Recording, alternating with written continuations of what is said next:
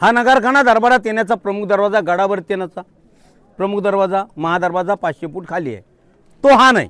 हा नगारखाना फक्त या दरबारात येण्याचा प्रमुख दरवाजा असल्यामुळे महाराजांनी राज्याभिषेकाच्या त्या दिवशी, म्हणजे कोणता दिवस सांगितला मी, 6 जून 1674ला जे राज्याभिषेकाला पाहुणे येणार होते ना, पाहुणे, त्या पाहुण्यांच्या स्वागतासाठी या नगारखान्याच्या पलीकडे 2 हत्ती आणि 2 घोडे सजवून ठेवले होते. मी आत्ताच तुम्हाला तिथं सांगितलं की महाराजांच्या राज्याभिषेकाला इंग्रज पाहुणा आला होता म्हणून, हेनरी ऑक्झेंडन. आता हेनरी जेव्हा राज्याभिषेकाला 352 वर्षापूर्वी इथे आला होता तेव्हा रोपवे नव्हता, इंग्रजाला पायीच यावं लागलं आणि पायी चढून आल्यामुळे त्याची खूप दमछाक झाली. आणि इथं वर आल्यानंतर त्यांनी पायी वर आल्यानंतर इथं ते 2 स्वागतासाठी सजवून ठेवलेले आवाढव्य हत्ती त्यांनी पाहिले आणि ते हत्ती पाहिल्यावर तो इंग्रज आश्चर्यचकित झाला.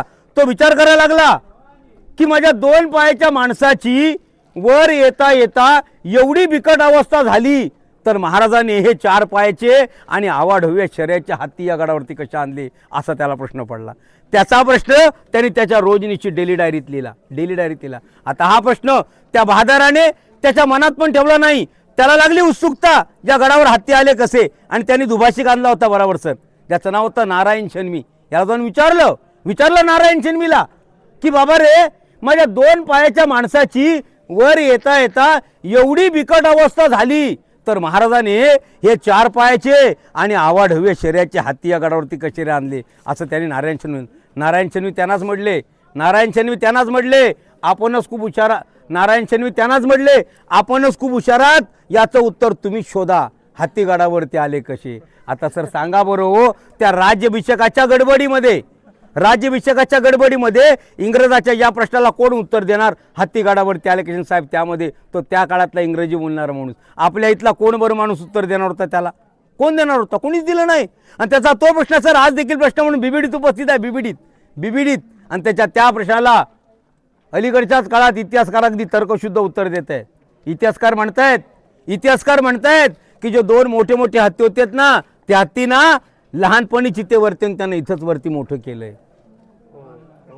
लहानपणीच आणलंय आणि मोठं केलंय. कारण सर आता हे हत्तीनं आणून ना लहानाचं मोठं केलं ना, तुम्ही नाही सांगितलं, पण बरीचशा माणसाने मी जेव्हा विचारतो तेव्हा लोक मला सांगतात की त्यांना लहान आणून मोठं केलं.